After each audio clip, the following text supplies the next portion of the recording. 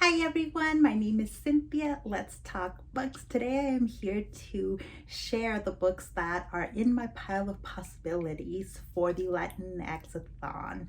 This is a readathon that takes place during his Latinx Heritage Month, which is September 15 to October 15. And I just want to acknowledge what a wonderful job the host of this readathon do every single year. This year they've scaled it back a little bit in acknowledgement of how tired a lot of us are, and I really appreciate it because then normally the readathon takes place in the first part of Latinx Heritage Month, and I wouldn't have been able to participate this time around. I've just been so busy with classes and really quite physically fatigued along with emotionally and mentally tired. So I really want to thank the host. I will list all of their channels and their announcements and their recommendations videos for this round down below. So it's Andrea, Jocelyn, Priscilla, and Yvette. I just thank you all so much. Go check them out because along with the readathon, there's also going to be a live viewing of La Llorona, a film. And there's going to be a live show. So go check out their channels, please. So there's 4 prompts for Latinxathon. The first prompt is read a short work. And that can be interpreted however you want. So it could be a picture book, a poetry book, a short stories collection. Prompt number 2 is read something spooky. And again, spooky can be a lot of things. It can be horror. It can be something that features ghosts, any number of things. Prompt number 3 is read something cozy.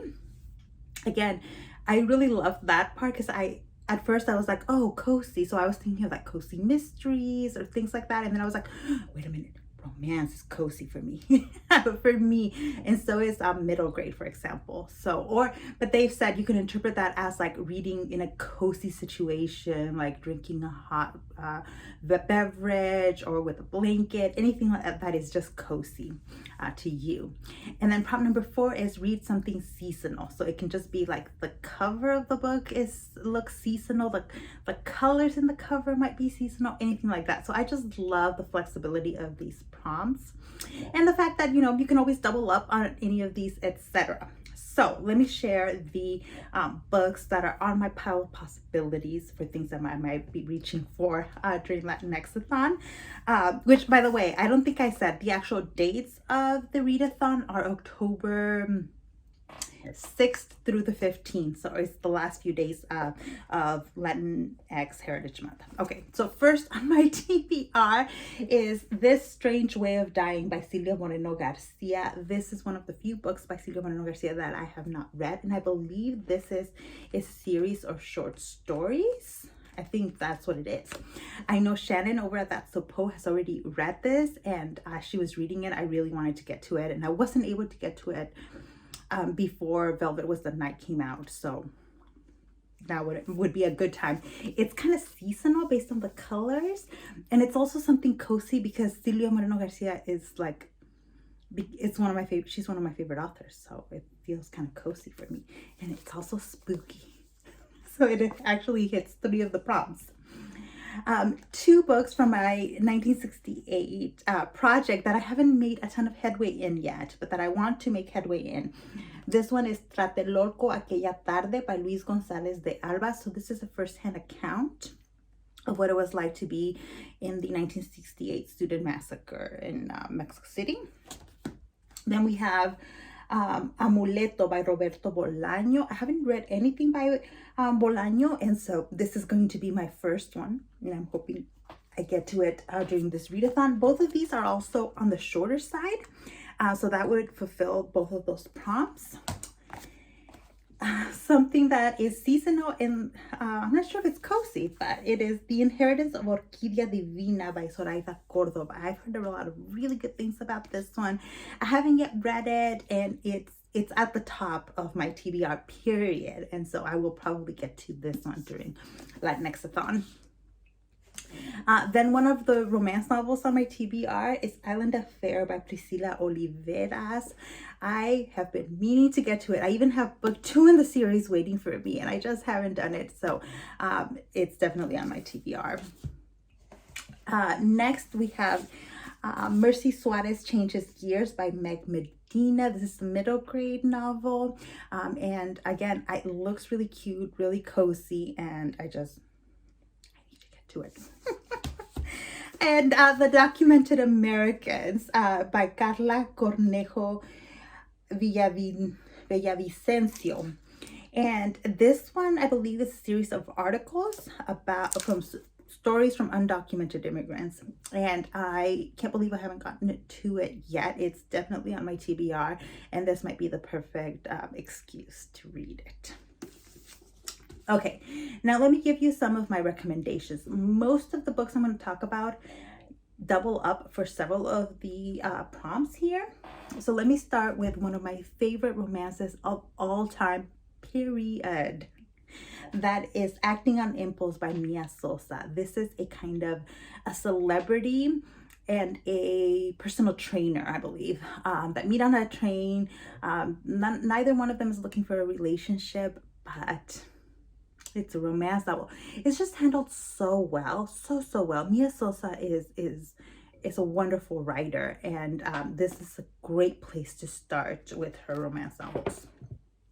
Next is Adriana Herrera, and I have here American Fairy Tale, but any of the books in her Dreamer series would work great. This could be for something cozy, especially, or some of the colors in the covers could maybe be a little seasonal. They're definitely not spooky, but seasonal.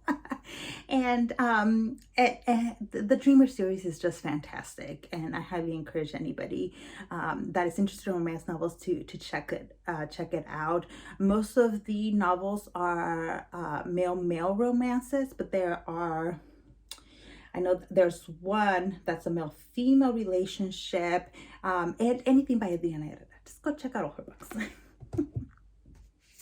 A book I recently read and absolutely it was a heart-wrenching, beautiful book is Hurricane Season by Fernanda Melchor. So here I have the English copy of it. It's also available in Spanish if you read in Spanish. It's a hard-hitting, powerful story about a witch that is found dead in a remote Mexican village. And then each chapter is told from a different perspective. And through each story, you get more information about what happened to this witch. All right, this one's definitely cozy. One of my favorite books of all time is Sal and Gabby Break the Universe by Carlos Hernandez.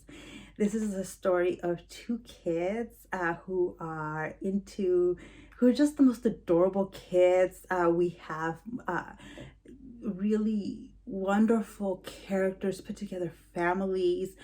The main character has diabetes, I believe, and can reach into other universes and pull things from other universes. That's Sal. And then Gabby is the girl he meets at his new school, and she is a girl who has her life put together. You need anything get done, you want Gabby on the job. And it's just the sweetest, most adorable, most beautifully written book. I highly recommend that if you haven't read Sal and Gabby Break the Universe, that you give it a chance. I haven't read book number 2 in the series yet, so this is actually in my TBR pile as well. I just wanted to save it to talk about it here. This is Sal and Gabby Fix the Universe, and I cannot believe I haven't got to it yet. I've really kind of been saving this book for the right moment. So I don't know, this might be the time. Ooh, a book that would definitely be spooky and seasonal is Paola, Santiago, and the River of Tears by Taylor K. Mejia. This is a twist on the La Llorona story. And it's full of spooky vibes, and it follows the main character who is a science-driven girl. She believes in science. She does not believe in myths and all these things that her mom and her family and neighbors believe in.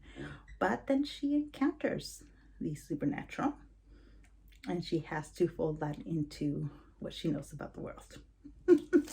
I really like that one.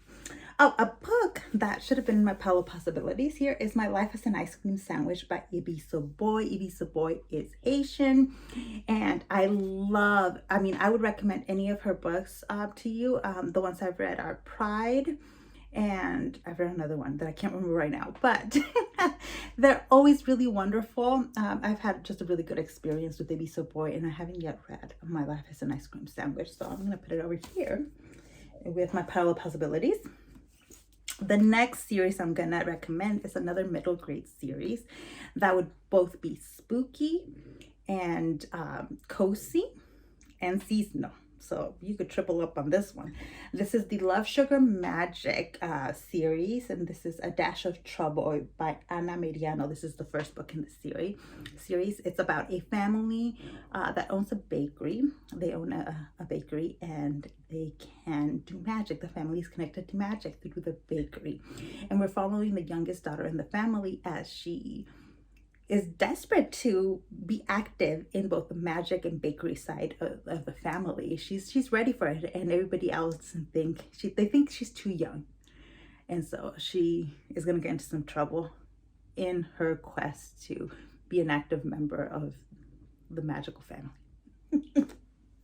I have book number 2 in the series waiting for me right here, A Sprinkle of Spirits. Yeah, I will probably actually get to this one, like just something about it. I'm like, yeah, some pan dulce, please. I need that in my life. The next 3 books, I have 3 more books to talk about. This one's On the Hook by Francisco X. Stork. And this one, this is one of those books that is clearly geared towards a younger audience. It's young adult, but a male Latinx audience, right? I felt like there is an audience out there for this book because you're following a main character who has lost his father, is grieving that loss. But because the father has passed away, the family has had to move to a lower income area, and he's struggling with how to negotiate space with the gang and drug dealers in his neighborhood. What that means for him and what he's willing to do to protect himself and his family. It's it's a very impactful book that engages a lot with the topic of masculinity and what it means to be a man in this kind of neighborhood. Ooh, the next 2 books are definitely spooky. They're seasonal. Are they cozy? They might be a little cozy. The first one is Labyrinth Lost by Zoraida Cordova. This is book number 1 in the, what is it called? But this is a series that I actually need to read more of. So actually I should put book number 2 on my TBR. The Brooklyn Bruja series, that's what it is. And in this, you're following one of the girls in a family of brujas. She is trying to navigate her death day celebration and the ceremony that will give her access to her powers. And our main character is not so sure about her role and what it should be within the family, within the magical community. It's queer, it's Latinx, it's fabulous. And then lastly, I really highly recommend Cemetery Boys by Aiden Thomas. So this is a trans queer story in which the main character is a trans boy who once again, he's trying to access the magical inheritance that is his birthright, that almost every member of the family has access to, and his father won't allow him to do the ritual that will give him access to his magic because he's trans. But he's determined to do the ritual, even if it means doing it on his own, and that's gonna get him in trouble.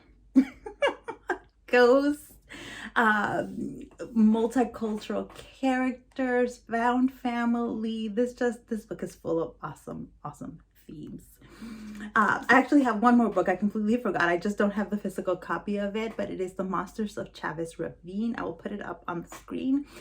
This is a book in which tells the story of how the land that where now Dodger Stadium sits was taken from what was a largely Latinx community. A lot of the people there actually owned their homes and land, and they were like, it was taken from them by the city. And then later they built Dodger Stadium in that site. So this is set during that last period of like the last holdouts are there in Chavez Ravine, and all of a sudden they're being haunted.